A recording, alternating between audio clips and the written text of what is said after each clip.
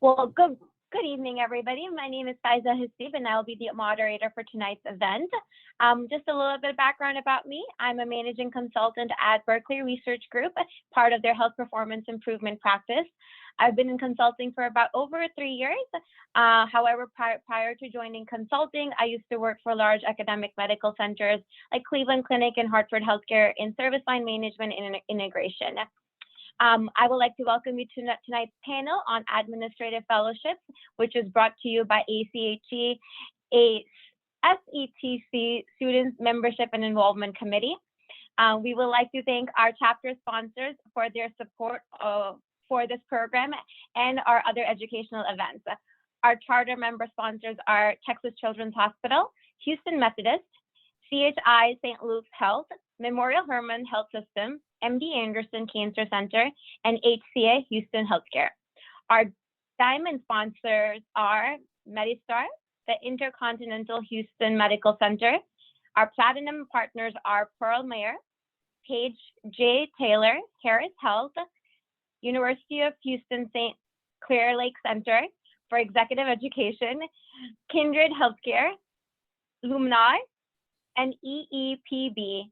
And our silver sponsors are Texas A&M University, Brazosport College, Kando Partners, and UT School of Public Health. Please note, we have several upcoming exciting events of interest, all of which you can register at the ACHE-SETC.org website. Next Saturday on August 7th, come out and support the local community and volunteer with us at Houston Food Bank. We will hold a not to miss virtual humor happy hour networking event on August 26th. And early bird registration is open for our in-person third quarter breakfast meeting and panel on September 16th at the Intercontinental Hotel, Houston at the Med Center. Also, just opened is registration for our in-person 2021 Healthcare Leadership Conference, which will take place on October 28th and 29th at the Intercontinental Houston Med Center. We have also just announced our 2 keynotes for this amazing event. And last, mark your calendars for the return of What's Up Boss, which will be held virtually on 2 nights in this fall, November 11th and 17th. A number of other events, other fun and exciting events are being set up for September and beyond, so stay tuned. Check out the website often to see what else is going on and register today. If you're not on our mailing list, please join the mailing list. You can also follow us on LinkedIn and stay in touch. So coming to our event today, we have a great panel for tonight's conversation. To start off the night, I would like our panelists to please introduce themselves. So to begin introductions, if I can ask Austin, if you want to go ahead and introduce yourself, please. Sure. Hi, everyone. It's a pleasure to be here tonight. I was last year's administrative fellow for UTMB down in Galveston. And I've recently transitioned into my new role with the Health System Optimization and Performance team, and I'm a Lean Process Improvement Coordinator. Awesome, thank you, Austin. Cody. Hey, y'all. Thanks for being here with us this evening. My name is Cody Hunter. I'm the current Vice President of Operations at Methodist Richardson Medical Center and Methodist Hospital for Continuing Care in Richardson, Texas, which is in Northeast Dallas. I was a fellow at Houston Methodist over a decade ago and spent the last 11 years of my career at Houston Methodist in a variety of operator and system roles. I got both of my degrees from Texas A&M, and no, I am not happy that TU and Oklahoma are joining the SEC. But glad to be here with you guys tonight to talk about kind of my fellowship journey and see what any advice or guidance I can impart on you guys. Perfect. Thank you, Cody. Jennifer. Hi, everyone. My name is Jennifer Ho. I am a first-year administrative fellow at Johns Hopkins Medicine. I'm originally from Houston, Texas, got my undergraduate degree at U of H, and then my MHA and MBA at UHCL. Happy to be here. Welcome. Jessica? Hello, my name is Jessica Masato. I'm a program manager for the Access Services Department at the University of Texas Medical Branch in Galveston. I was the administrative fellow for UTMB from 2018 to 2019, and then I moved into a full-time position with the organization. I completed my Master's of Healthcare Administration at the University of North Texas in Fort Worth, Texas. And I also did my undergraduate degree at Texas Christian University, also in Fort Worth. Thank you, Jessica. Welcome. And last but not the least, Meghna. Good evening, everyone. My name is Meghna Guverji. I got my bachelor's at Boston University and just completed my MHA with the George Washington University. And I have just started my fellowship at Mayo Clinic. Excited to be here. Thank you. Welcome, Meghna. Okay, guys, so let's get this conversation started. And what I was thinking about was, let's start with some of the basics. And this question directed more towards Meghna and Jennifer, just because you guys have most recently started your fellowship, but anybody can answer this. Can you guys describe the process for us? What was your fellowship process? Like, how did you do your research? What were some of the tools that you used? Are there any resources available that you can share with our audience today? And then really what helped let you find the best program for yourselves? Yep, so I can start with that. I looked at NAVCAS and the ACHE website first. They have a pretty comprehensive list of all the fellowship programs available in the country. That's definitely a good starting point. I know my program in particular, we're pretty good about sending out informational webinar links and such. So definitely keep a lookout with your professors, faculty, any career program directors you have in your program or otherwise. And then in terms of fit, I know a lot of my classmates had a very comprehensive list of things that were important to them. Some of the things for me, I was super into oncology. I definitely was very much so into the 2-year programs as well. So that was definitely on my list of things that were important. For others, it was location, whether the programs were rotational or project-based. So it all just depends on what kind of experience you want and what you want to get out of the fellowship at the end before you transition into the industry. Oh, that's great. Yeah, those are really great.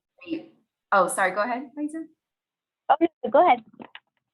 Those are really good points, Meghna. I guess with my application process, I really wanted to pick an organization that I knew that I could be working there for even a few years after my fellowship. I think that was important to me just because during your fellowship, even if it's a 1-year or 2-year fellowship, they're grooming you to be a next leader of that organization. And even though you're not technically tied down to that health system after your fellowship, I think it would be worthwhile if you stay with them and make the most out of that fellowship process that they really invested in you.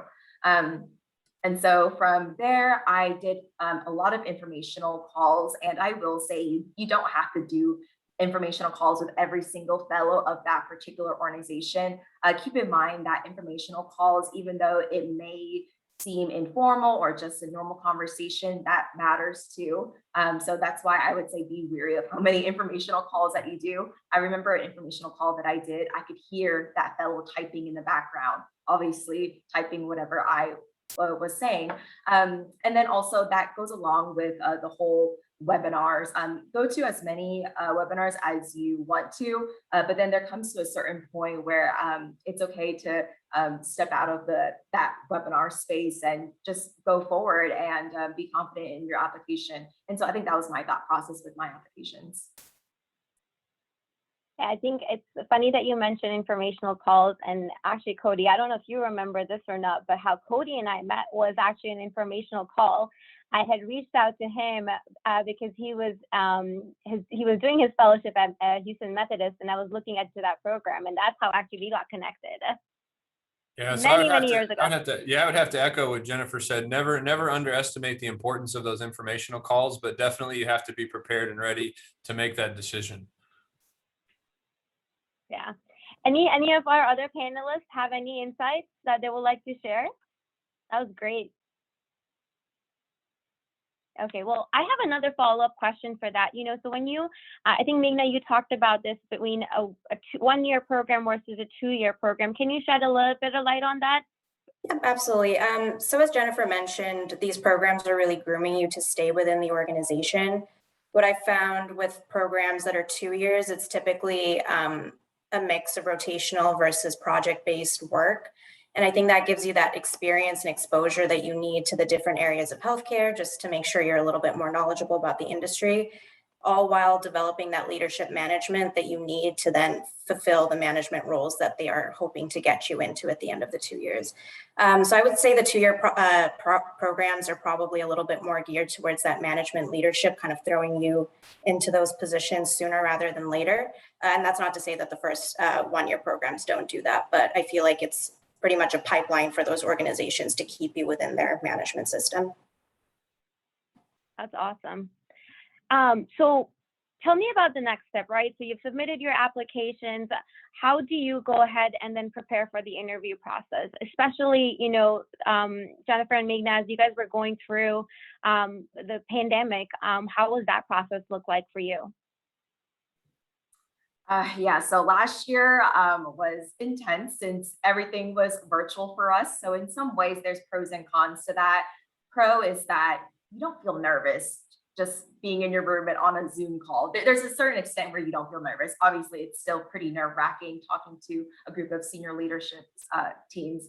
And then I guess a con is that since, you know, we're all virtual and maybe some of the interviews will be virtual this year, you really have to put even more effort to be engaged. It's a lot of head nodding, a lot of smiling. And so I think preparing for the interview, it's, you know, not only the obvious things, making sure that you're making eye contact with the camera, that you're smiling, that you're head nodding, that you are addressing everyone by their name as well. But then also the interview aspect, I think it could be kind of divided into 2 different parts, the behavioral portion and then also the case portion, depending on what fellowship that you apply to. The behavioral questions are pretty straightforward, and they want to see your thought process with a behavioral question such as, tell me about a time that blah, blah. And then the case questions, which I felt that many organizations were doing last year, was just a hypothetical situation. They want to see the way that you think. It's very strategic. They want to see if you learned anything in your healthcare administration classes. And so if you simply Google healthcare case examples or even management case examples, Faiza, I'm sure you have done all of this whenever you were getting to your management consulting position. There's a lot of information out there for you to read and for you to practice. So definitely look over that. Also, I think an understated tool that is very helpful is just going on YouTube and looking at the organization, seeing what innovations that they have done, not only that with social media. And I think with all of these things in mind, I think it could definitely help you with the interview process. Yeah, but I'll add on a little bit to what Jennifer mentioned. It can obviously be a little uncomfortable and awkward. So I would just say practice as much as you can in front of Zoom, like whether that's with friends, professors, like your family. Just give them a list of questions that they can take you through. It'll help you get more comfortable making eye contact and having that kind of engagement while you're talking through a computer, essentially. I also noticed throughout my interview process that the behavioral questions were typically, you could bucket them into bigger topics like teamwork, leadership, times where you exhibited certain skills. So make sure you have a couple of scenarios where you might be able to apply them to various different things like teamwork, leadership, and let's say an instance where you were able to critically think. I think having a lot of those on hand will make your interviews flow a little bit better and just make it seem a little bit more spontaneous rather than something that's scripted or makes you look robotic, I think. And I would just say try and be yourself. It is awkward. So the more you practice, the more comfortable you're going to get in front of the camera. Yeah, you both are like pros because I can definitely tell how comfortable you guys are with this Zoom. And you're absolutely right, Jennifer. Actually, if you know, just a tip for anybody that's looking for case competitions or case examples, you can actually Google consulting cases online, and you'll get a number of different of those come up in practice, and you can kind of take a look at those as well. Just a great resource to find some consulting case competitions, or not even competitions, but case studies, and they can help you prepare for those as well. Yeah, Faiza, and I just wanted to add to, not only is it important to research the organization, definitely research more about the city that they're in and also the state. And I say that because if anyone is interested in Johns Hopkins medicine, I'm sure you all know about Baltimore and the infamous reputation that Baltimore has. Baltimore is a very, very unique patient population. Not only that, Maryland is unique because they have what is called the ACHE-SETC. It's the only state in the US that sets their own rates. So that's just a little tip if any of you are interested in Johns Hopkins medicine, search up the ACHE-SETC. No, you're absolutely right, Jennifer. I think it's very important to know the city as well. I remember I was talking to an executive at Dana-Farber during my time, and she asked me that question. She's like, well, why do you want to move to Boston? You're from Houston, Texas. Like, do you know what you're getting yourself into with the cold? And that was part of our discussion. So I absolutely agree with you on that. Austin, do you have any sites? I know you've recently done your fellowship as well. Any tidbits and advice? Well, first off, I think Jennifer and Meghna took all the good ones, but I'll try to add a little bit of info. But first, I'd like to second a few of the things that they said. I think it's really important, like Jennifer pointed out, to go back over your notes for the specific organization, for the city. It's a really, a small thing, but it's a great idea to look up recent innovations or recent things in the news, because that's something that you can organically plug into the conversation and bring up that really shows that you've kind of gone the extra mile. And then, like Meghna talked about, there's not a fine line, but there's a line between robotic and comfortable and rehearsed. And so you want to practice some of the go-to questions. Why are you choosing, I'll use UTMB, University of Texas Medical Branch, where me and Jessica went, but why UTMB? Why an administrative fellowship? What makes you stand out? Some of those go-to questions that come up in almost any interview, having just a comfortable answer that you can kind of lean on as a go-to, but then also tailored, why UTMB? It needs to be tailored to UTMB, obviously. And I'm not sure if this was hit on, but along with the practice, kind of practice having your own little elevator pitch for yourself, like, who is Austin Loomis, blah, blah, blah. And then be able to, speak to it's kind of like you're speaking to that paragraph you put on LinkedIn or something like that. Like, having that elevator pitch ready, I think, is really crucial too. So besides that, Meghna and Jennifer covered it all. That's awesome. No, that elevator speech is so important. And for anybody that doesn't have a little paragraph on their LinkedIn, start researching, guys. Well, we'll move on to the next question. This is more in line for Cody and Jessica. Just curious to know if you guys can speak to a little bit about the formal and informal mentorship component of fellowship. Yeah, absolutely. So I'll take a stab at that one first, and I'll use an analogy. And the analogy is really around find your duck, right? And what I mean by that is that, when I was going to graduate school, we had a professor who was very focused on, hey, if you want to be a duck, right? If you want to be a CEO, if you want to be a COO, if you want to be a CNO, you have to act like a duck, you got to quack like a duck, you got to walk like a duck, right? And so if you want to be a duck, I really want to challenge you guys to go find a duck, or whatever duck you want to be. If you want to be a goose, a mallard, whatever, you guys pick it, but go find somebody who is the duck you want to be and establish a mentorship relationship with that person. And one caveat to that is that duck can't be your boss, right? Your boss can be your friend, your boss can be your buddy, but your boss can't be your duck, right? And the reason for that is that, everybody has a different path to get to their duck, right? And we'll talk a little bit. I know today's conversation is all about fellowships, but there's lots of other paths to become a hospital CEO, right? And by establishing that formal mentorship relationship at an early point in your career, you literally have an opportunity to establish a lifelong lifeline that will help you not only navigate the issues that we're dealing with or that you're dealing with in your job or school or whatever, but it'll help you navigate what steps you should take, because there's going to be many times in your career when you're posed with opportunities to go left, right, or not at all. And your mentor will never tell you which is the right way to go, but that mentor, by establishing that relationship, will able to help you talk through what is the right decision for you and your family and the timing and all those things. So I would say find your duck. That would be my advice on that question. Great. Thanks, Cody. That was great. That's going to be hard to beat. I didn't bring any cool analogies for this question.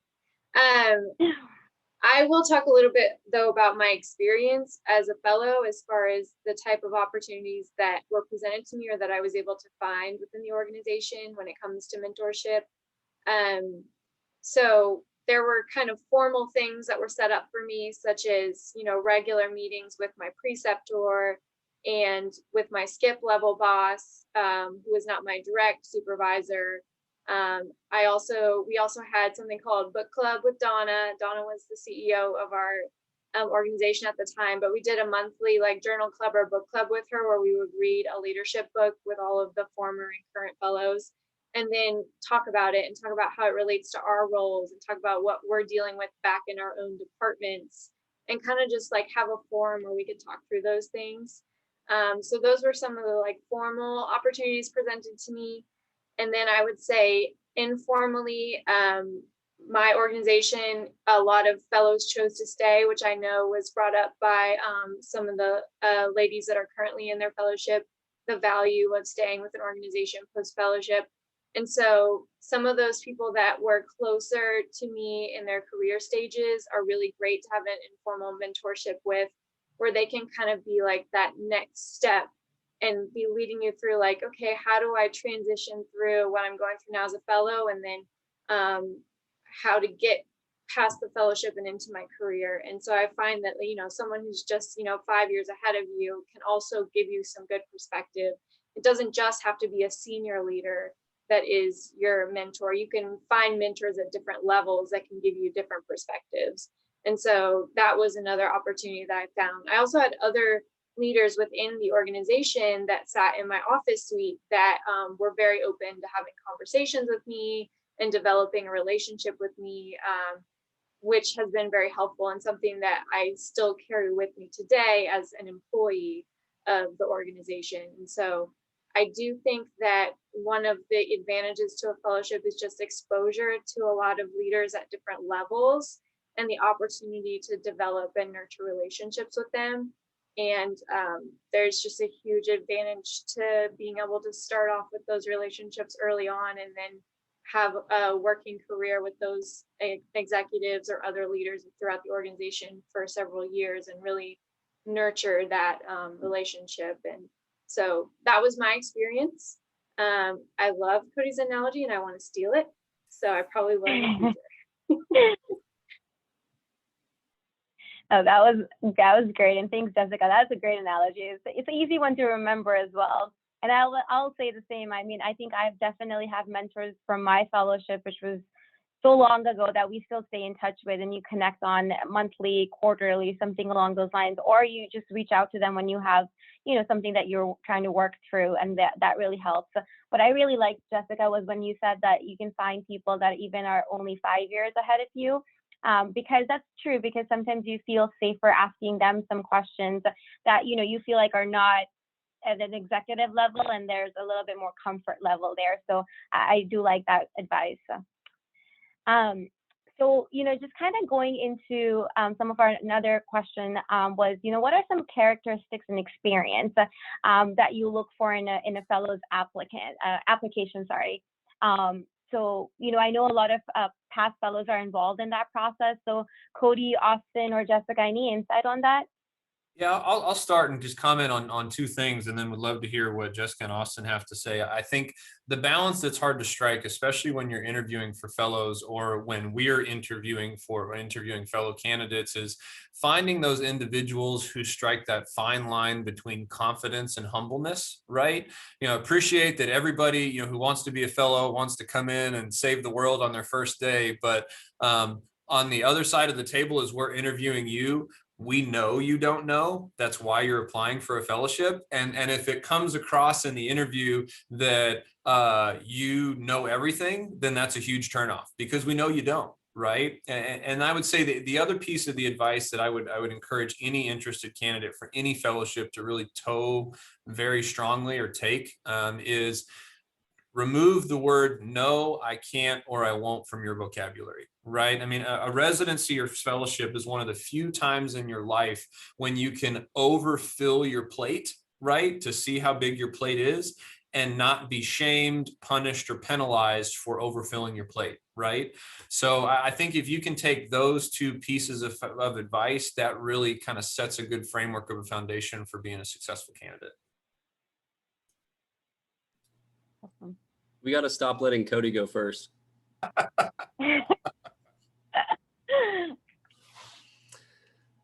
I'll try to follow that. So I'll say that I would obviously second all that he said, and those were great points. But along those lines, there is no, mold or specific cookie cutter administrative fellow, but some of the characteristics that I would think, and I think it actually ties really well with what Cody said, is that one characteristic is being curious.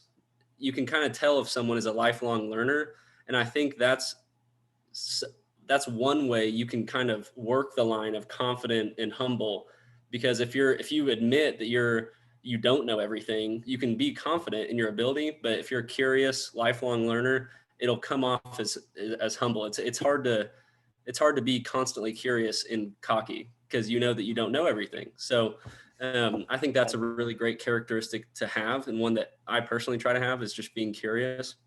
And I know Jessica and I talk a lot about this whenever we do fellowship related events for UTMB, but we like to look for fellows that will take initiative. And again, this is kind of seconding what Cody said, because you want fellows that will fill their plate. You want to have them ask questions, hey, can I get on that project? Or what was that? I heard something the other day that sounded interesting. What is that? Can I get in on that? So I thought those were some good characteristics. And then as for experience, I wouldn't say along the lines of there is no mold. I would say there's no experience mold either, but with the experience you do have, be able to translate that. I have friends from all different walks of life, all different experiences, all different undergraduate degrees, some that went to work, then came back. But just be able to take your past experiences and translate it in a meaningful way to how that would make you a good fellow, how that would make you a good fit for the organization. So those are kind of my first thoughts. Awesome. Austin's heard me answer this question before. He's starting to take some of my ideas. That's okay. I would say that all the things that they've said are great. I do agree that for me, it's really important that there's evidence of a self-starter, somebody who is going to go look for the information or the resources or the people they need to do their project, because there's not going to be someone there handing it to you. It's going to be, hey, this is a project that we need done in the organization. Go do it. And you're going to have a lot of questions, and it's okay to ask questions, but you need to be the kind of person that asks the right questions and asks good questions and knows where to ask those questions and knows how to dig a little bit and look for the right information that you need in order to get the project over the finish line. So I think that that's really important to be a successful fellow.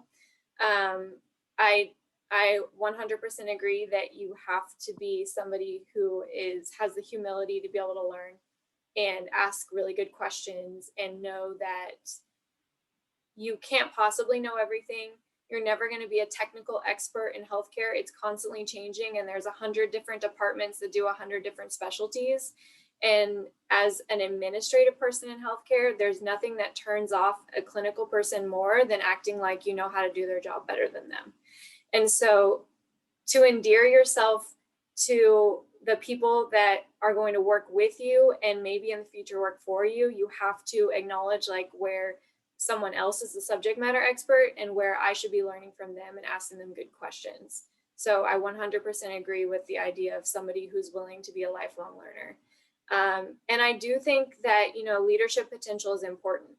That doesn't mean that you need like 100 things on your resume, but it means that where you've had opportunities to show your leadership skills, demonstrate that to me and have good stories to tell me how you've stretched those muscles.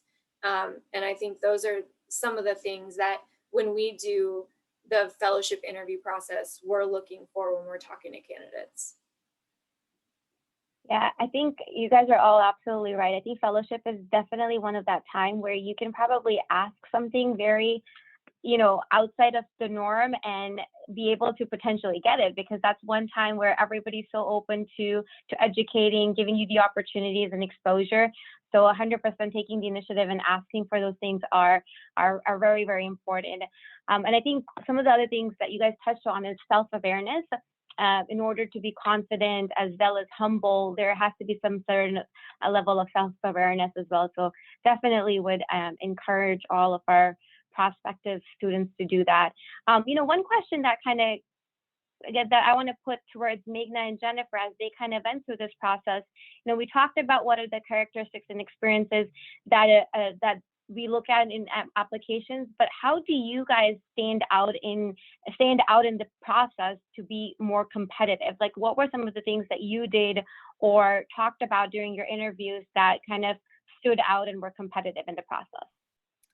Yep, I can start with that one. One thing that came up repeatedly for me were about an organization's values and culture. I think that was brought up a lot in terms of interviews, but I think that's important to embody and also just show through like your cover letters, your personal statements. You don't want to just hit them with all of their values and how you show them in their interview. You want them to see that from the beginning. And I think that'll help get your foot in the door right from the start.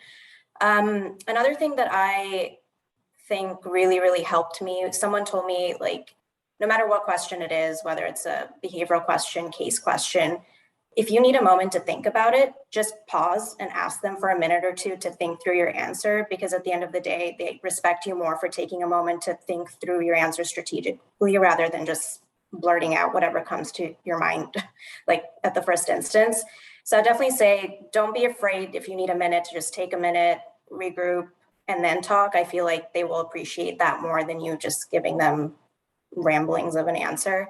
It'll help you collect your thoughts and actually provide a useful response that would help you through the process. I think just going back to the basics, some mistakes that I've seen people make have been kind of copying and pasting personal letters, cover letters, and forgetting to switch out names. And that's, I can tell you right now, you're going to get cut from the very beginning if you don't pay careful attention to things like that. So definitely make sure you're proofreading, get others to proofread for you before you send them out. Make sure you're sending the right organization, the right PDF. I've had classmates that sent the wrong organization a packet for a different organization. So just be thoughtful in your processes, just slow down, take a minute to think about it. Even in your interviews, go as slow as you need to go. They will follow your pace. And I think you'll be more successful just taking a minute and being thoughtful through it all.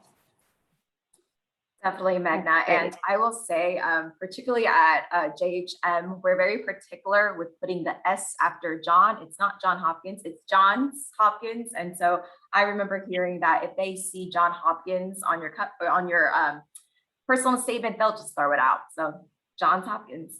And I will say there are numerous ways that you can stand out. I think you may think that you don't have a special story or it's not unique enough, but at the end of the day, no one can beat you at being you. Have confidence in yourself and know that you're here for a reason. And so I will say, if you think that your story is not good enough or compelling enough, you can really just think of it in an environmental standpoint. And I say that because I thought my story wasn't that great. I just transitioned from wanting to be on the clinical side and then to the administration side, similar to many other people. And so I think I played more on the strengths of being from Houston. So Houston has the largest medical center in the world. They love hearing that. They love that you worked in the Texas Medical Center or around the surrounding area and that you can really bring that innovation knowledge into their organization.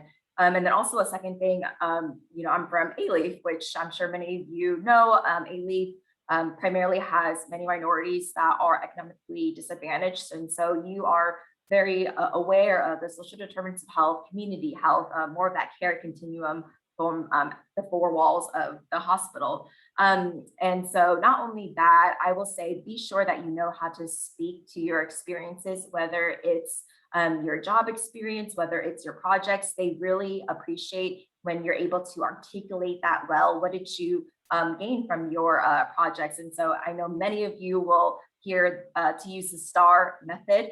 Definitely that is very, very useful. And I think other things to know are whenever they ask you if you have any questions, that's another way that you can stand out. And I know that they're going to have many candidates throughout the day. And so I think that's a way that you can be unique in how you really frame your questions and not make it so basic. And then lastly, don't underestimate the questions that are behavioral, such as what are your hobbies? What do you like to do for fun?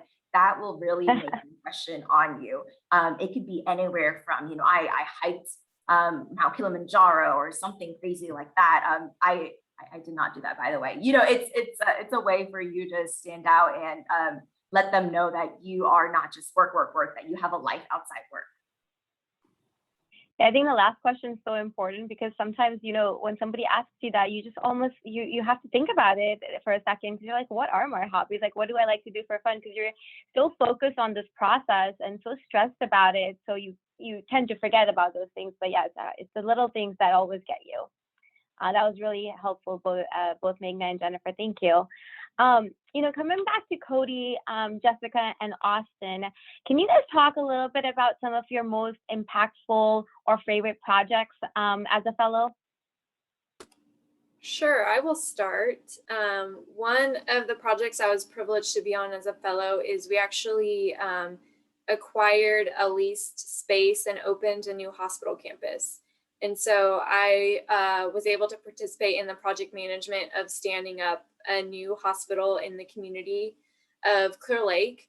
And so that was like a large scale project coordination project. I was learning how to track expenses for a large capital project, working with an interdisciplinary team and all sorts of operational things I had never touched before, like facilities and IS and space programming. I helped out with developing the standard work for the STEMI calls when they had one of those emergents coming through, and how are we going to flow them through the hospital to the cath lab and the critical path. And I got to participate on some physician recruiting efforts and the onboarding process. And so just a lot of things that had never been exposed to before, and just ran the gamut of the different operational areas that really make a facility tick. And so that was an incredible project, just from the high level exposure to a lot of different operational challenges. It was a extremely short timeline as well. I think we signed the lease in late September, and we were challenged to open the hospital by the end of April that next spring. So it was a whirlwind. It took up a lot of my time as a fellow, and it was just an amazing feeling that Saturday when we did our soft opening to be in the war room and see how leaders come together and are doing real-time troubleshooting on everything that inevitably goes wrong on first day open, and seeing that executive presence of leaders, leading staff and having conversations. And so it was a wonderful experience. And I think that's kind of one of those things where you just luck into being the fellow in the right year. But it was great exposure for me as far as seeing parts of operations I may never touch again. I don't know if they'll ever invite me to do a STEMI workflow again. That's such a great experience. Yeah, so I think, Jessica, you got me back, because opening a hospital was on my list, right? Oh. And again, everybody on the call, if you ever have a chance to open a hospital, whether it's in your fellowship or in your professional life, it's the hardest thing you'll ever do, but it's the most enjoyable, right? But to Jessica's point, timing is real big on that. Not every institution that you join, you interview with, is going to be opening a big, couple $100 million capital project, right? But if you have an opportunity to do it. But kind of my runner up in terms of kind of favorite things I got to do when I was at Houston Methodist. So we were a rotational based fellowship over 18 months. And so one area that I chose to spend time in was marketing, because I knew about that much about hospital marketing.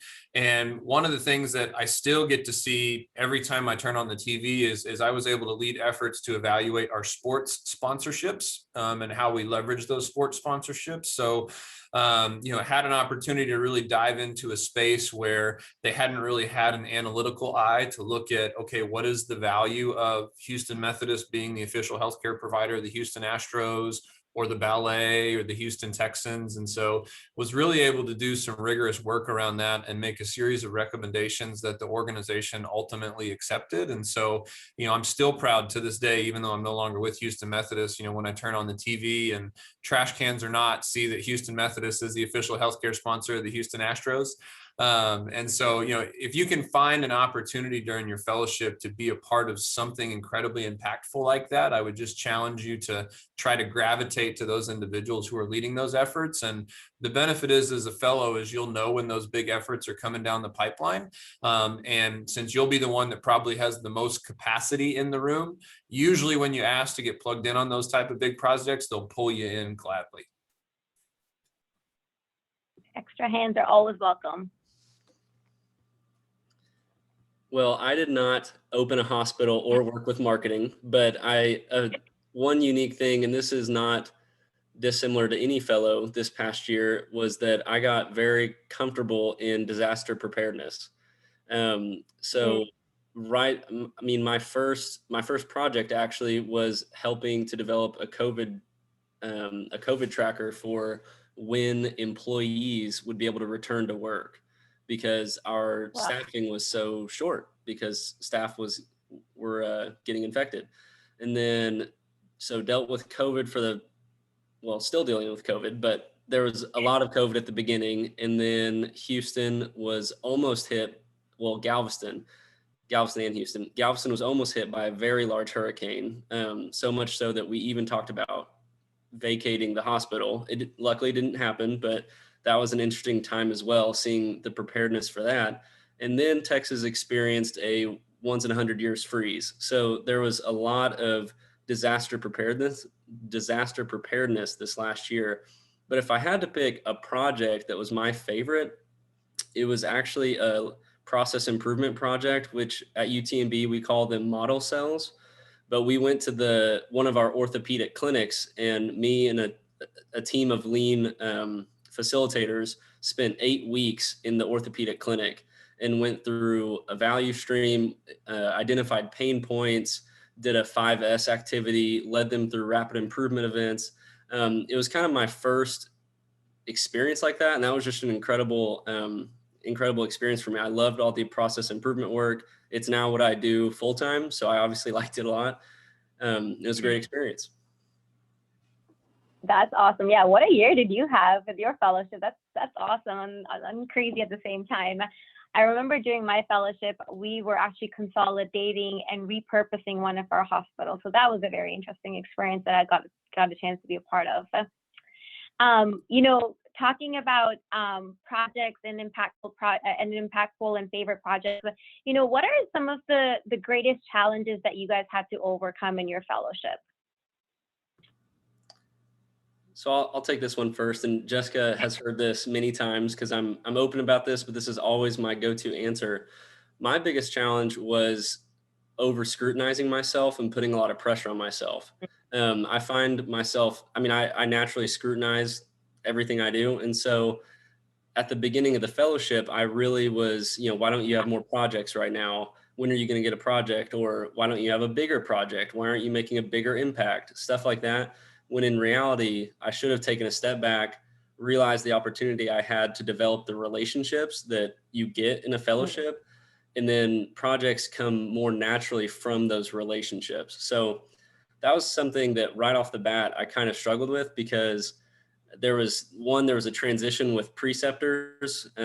My first preceptor left, and then there was an awkward phase where I didn't have one.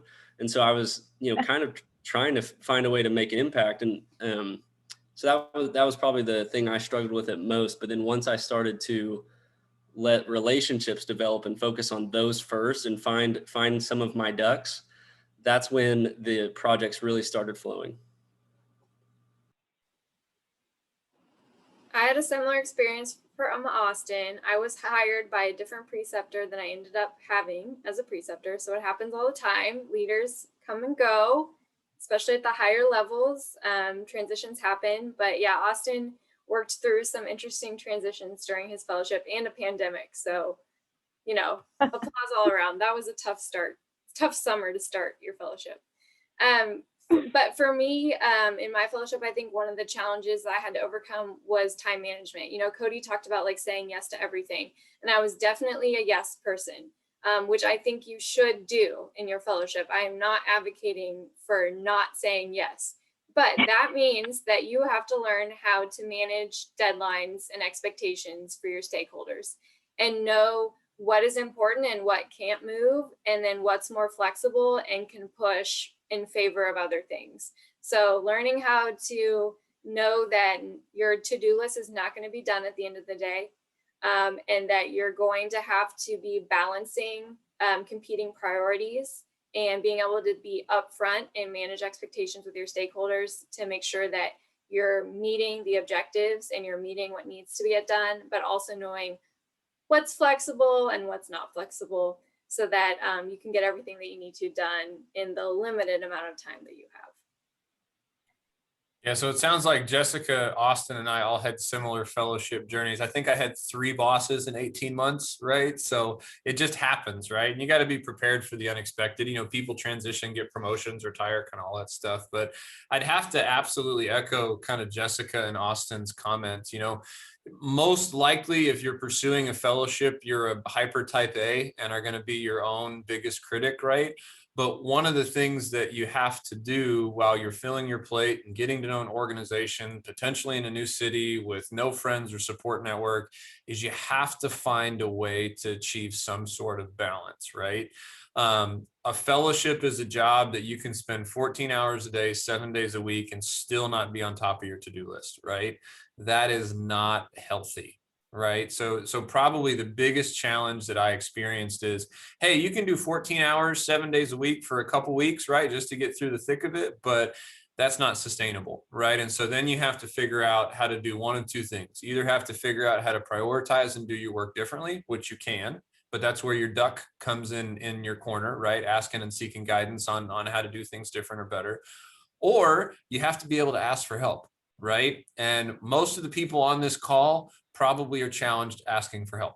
Right. So that is a skill you have to practice. And that was probably one of my biggest challenges as I was getting started in a new city with no support network and a new organization that was super busy, is being humble enough to swallow my own pride and eat a little bit of crow and go ask for help rather than just spin in circles. Right. But again, that's a skill you have to practice. And then you're in the fellowship. Nobody is going to judge you if you have to take a step back and ask for help. Nobody.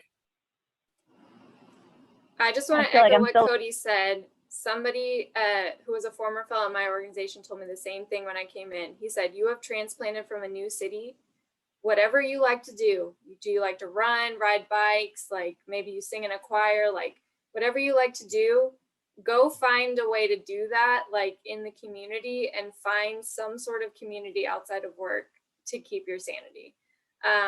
Especially if you're moving someplace where you don't have the family or friend network that you're used to having, maybe if you've lived in the same place for a while. So I do think that that is very important. That's very important. That's right. You know, just turning the question, asking it differently for Jennifer and Meghna. I know you guys are just starting your fellowship. So what has been the biggest surprise for you guys? So I guess I'll start with bad and then also good. Similar to what Austin mentioned, there is a lot of underlying pressure that you feel internally. But as fellows, it's such a prestigious position that all eyes are watching you, to be frank. It's a 2-year interview or a 1-year interview if your program is 1 year. And so there is that pressure to be able to have these deliverables, to stay humble, to still be engaged, to be a part of so-and-so committee. And so I think you really have to have that mental stability and that mindset before you even start your fellowship. It often feels that you're just thrown into the fire. You're given a project and you're just thinking to yourself, are you sure that you want me to work on this? I just graduated. I mean, I don't really know too much. But, you know, that's, you know, switching more to the positive aspect of what's been surprising for me is the trust that I've received from the executive leadership team. They really, really invest in you. They want to help you grow. They want to mentor you. And throughout the entire enterprise at Hopkins, everyone knows that the fellows are some of the best that they can really deliver on a project. So I think that helps in a way to know that you have that support. And just going back to how surprising it is to know that you're so welcome at an organization and that you're really here to learn, and it's okay to make mistakes. It's okay to ask any other questions. So I think those are just some things to keep in mind before you even start a fellowship. Yep, I would echo that too. I think I was really surprised at how welcoming and just willing to talk people were. I had people just reaching out to me, just knowing we had a new incoming cohort of fellows asking to meet with me. I'd never met these people before. I had no idea what their roles are. They weren't even in the department that I've started out in. So it was really nice to see everyone taking a role and wanting to potentially be a mentor or support in any way that they could. I'd also say the flexibility in a fellowship has also been really nice, and also surprising change. For example, I've started my rotations off in the research department, but the other day I got to go and tour the GI floor and experience what relations are like with physicians and nurses. So I would really take advantage of the fluidity and flexibility that a fellowship provides. Don't feel like you're stuck on one project or in one rotation if that's what your program has. You can definitely reach out to as many people as you want to and kind of help shape your experience in that way as well.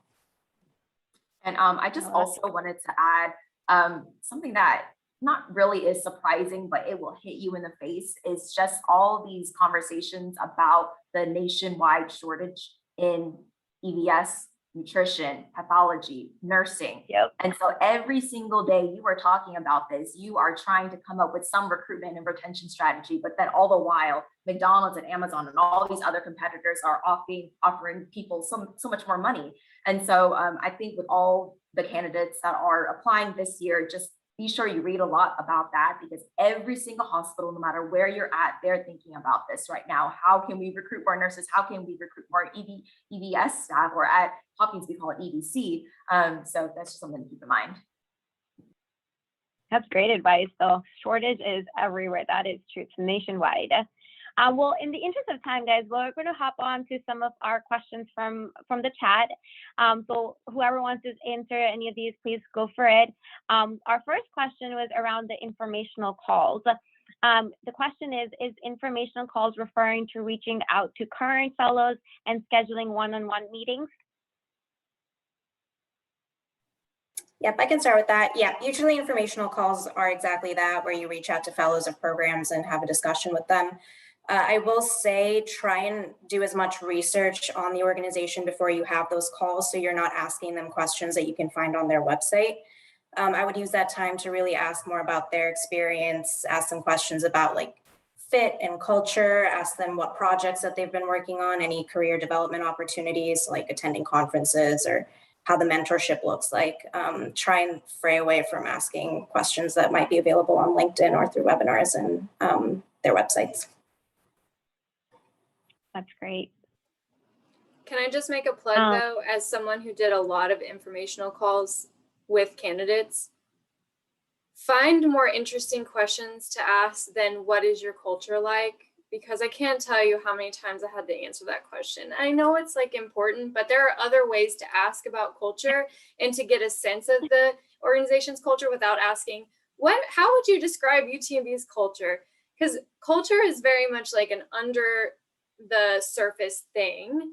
And a lot of us that work in the organization are not always thinking about how we would articulate culture. So I think there are other ways to ask about like how employees interact with each other, the types of like programming that the institution has in place around like retention, development, professional, like continuous education classes and stuff that can give you a sense of their culture without having to ask them like, what's your culture like? Because I got so sick of answering that question, y'all. And just don't be the person that asks all the same questions that I've heard 15 times. Be the person that asks me interesting questions that I'm like, man, that person asks good questions, because you're the name that I'm going to remember when your application comes through my inbox in a month from then. Well, Jessica, it's funny that you mentioned that, because one of the questions that we got in the chat were, are there any specific questions that you recommend that we can ask at the end of a fellowship interview? So now this is your plug to give them some ideas. One question that I do like that I'm getting more and more from people, and I don't know if it's like something that's getting plugged more in programs or if it's just more in the conversation lately, is asking me more about like diversity and inclusion and how we incorporate that in an organization. And I like that question a lot better because I think it does get a little bit to the cultural aspects of the organization, but it gives me an opportunity to talk more about like concrete things. And I don't know, I just find it more interesting. So if you're leaning towards culture, like maybe go that way. Something like a little twist on that that's maybe not quite as generic. I do like that question a lot. Any other thoughts on any other recommendations and questions that people should ask at the end of their interview? I give you all permission. If you happen to want to call me, you can ask me who my ducks are. I'll answer. I love it. Okay, guys, we have a couple more questions. So one of the questions I was asked, is, do you need to graduate before starting your fellowship, or you can start the fellowship during your graduate school? And an add-on to that question is, are fellowships just for fresh graduates? I'll take a stab at that real quick. So some of them, so for people who are in graduate school, some of your graduate programs, depending on where you're studying, actually require you to do a residency and fellowship in order for you to graduate, right, and actually get your degree awarded. I will say that in most instances, most fellowship programs will require that you have completed the didactic portion of your degree in order to be considered for that fellowship. So that kind of starts there. But then in terms of, our fellowships only allowed for fresh graduates? And the answer is absolutely not. The fellowship can be for people who are transitioning or want to get more training coming from the clinical or the bedside and the administrative space. They can be for second careerists, they can be for early careerists, or they can be for folks that are transitioning straight from undergraduate to graduate school into the workforce, right? So I definitely don't think anybody's fellowship program around the country is just set aside purely for new graduates. Now, what you will find is some academic programs or some graduate degree programs have contractual relationships in place with certain organizations that are set aside specifically for those graduates. But again, you'll be able to see that by doing your homework, right? Take a look at where all of the most recent fellows came from. And if they all came from a single school, it doesn't mean you can't be the person to break the glass ceiling, but just take note of that when you're thinking about filling out your fellowship applications. That's very true, Cody. Well, I know we're at the hour, so I have one last question for all of you, if you don't mind sharing, is, what is the one thing that you wish you knew before starting your fellowship application process, for any advice that you may have for the students that are going to start that process? Sure, I can start us off. So I guess one thing I wish that I knew is how emotional the process is. And I really want to be straightforward with that, because keep in mind, you have not only your schoolwork, but your work, if you do work outside of school, but then also focusing on these applications, making sure that each application has its own quality content. But not only that, it's emotional because all these years of schooling and working have led to this point, and you really have to reflect on your life. You have to know what is your story, why you want a fellowship, what can contribute to the fellowship, and what are your goals. And so it's a lot of reflection, and I didn't realize how much that would be. And I mean, it's okay to cry. I mean, my classmates and we definitely bonded over that. And so just keep in mind, it's such a stressful process. And I also wanted to add that keep in mind that fellowships are not the end all be all. And a lot of people will tell you that even though all of us have done a fellowship, it's okay to take other full-time employment routes. Fellowships are still a great opportunity, but I will say a friend of mine, actually, he and I were on the final round interview together. He didn't end up getting the offer, but they liked him so much that they gave him a full-time position at the institution. So you never know where life will take you. Everything happens for a reason, and the opportunity will present itself. So whenever you think of these things, I hope that it'll take a little bit of pressure off your plate. But I think that was definitely something that I wanted to keep in mind throughout the process. And Jennifer, to piggyback off of what you said, I think emotional is an understatement, right? I mean, you're going to be told, no, you failed. I don't want you. You're not the right person so many times before you get that yes, right? And really what you'll find is that for most of us, that yes was towards the end of our fellowship journey, right? I mean, most people don't get a yes right out of the gate. So you just got to be ready to weather the storm. Jennifer, I think your comments were spot on. And then the other little tidbit advice, and I don't know if we have a whole lot of first year graduate students kind of on the webinar, but hopefully they watch it. Remember, if you're thinking about going the residency and your fellowship route, the only grades that matter in graduate school are your first 2 semesters, right? So you forget that until you realize that you get offered a job in your fall semester, your second year, and you say, whoa, like nobody's going to ask for my second year transcripts, right? So if you have an opportunity to burn it at both ends, your first semester, and get a 4.0 or mostly A's, do it. It pays dividends. Cody, now as an academic, I have to protest that. So. It doesn't mean don't try, but it just means do your damnedest to get all A's your first semester.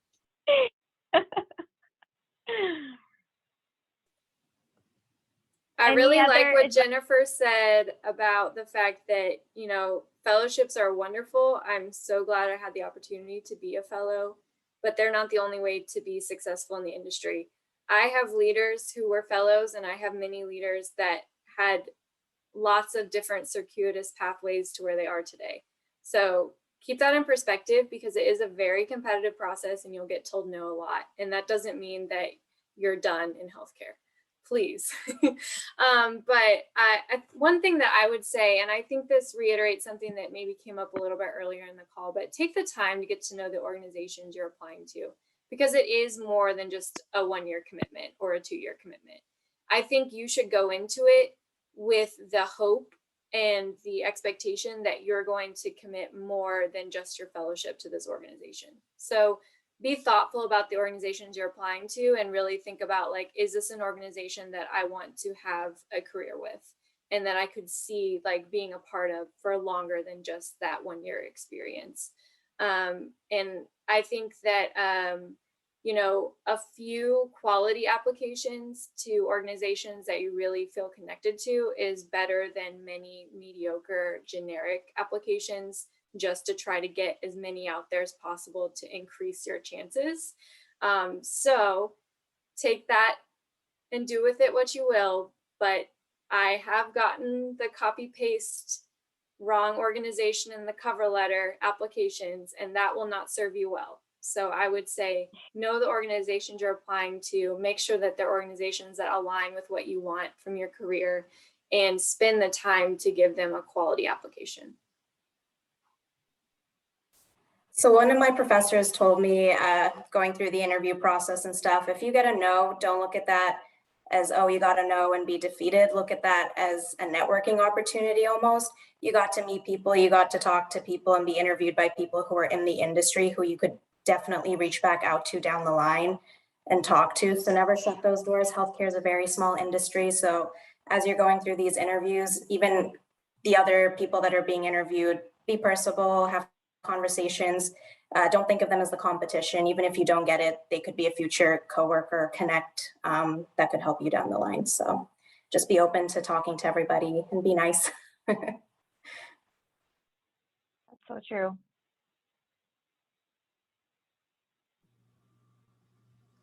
I think so. That is, any other thoughts from any of our panelists before I conclude for the evening? Isa, we all did so well because you're an expert moderator. Thank you. This was fun, guys. I enjoyed it. And thank you so much, everybody, for joining us today. We hope you learned something. If you have questions or want to talk to, well, I don't want to offer anybody else up, but feel free to reach out if you have any questions or comments or need help. But have a great weekend. Enjoy your Friday night. And thank you for joining us. Thanks, everyone. Thank you, everyone. Thanks. Bye. Y'all, hope you have a great weekend and see you at an event soon. And remember, don't quack under the pressure. Oh, How long were you waiting for that, Mark? yeah. That was brewing for some time. All since Cody first said the word duck. Yeah, but Bye, everybody. $200 Bye. didn't come down, so we'll do that. Have a great weekend, everyone. Great Bye, everybody. Great program tonight. Great It's program always good to indeed. see you. Great job, Faiza.